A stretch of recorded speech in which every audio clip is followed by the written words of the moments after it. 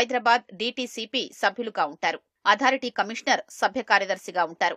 ఈ మేరకు పురపాలక శాఖ ముఖ్య కార్యదర్శి దానకిషోర్ ఉత్తర్వులు జారీ చేశారు. ఓఆర్ఆర్ ఆవల ఉన్న ప్రాంతాలు ముఖ్యంగా శ్రీశైలం జాతీయ రహదారి, నాగార్జున సాగర్ రాష్ట్ర రహదారికి మధ్య ఉన్న ప్రాంతాల్ని ఫ్యూచర్ సిటీ పరిధిలోకి తెచ్చారు.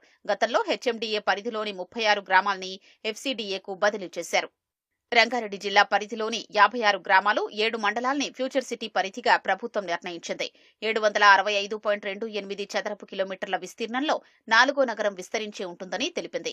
ఆమనగల్, ఇబ్రాహీంపట్నం, కడతాల్, కందుకూరు, మహేశ్వరం, మంచాల్, యాచారం మండలాల్లోని కొన్ని గ్రామాల్ని ఎఫ్సీడీఏ పరిధిలోకి తెచ్చారు.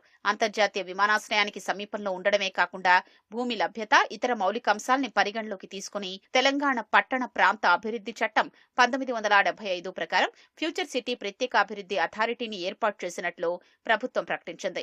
సమగ్ర master plan, multi modal connectivity,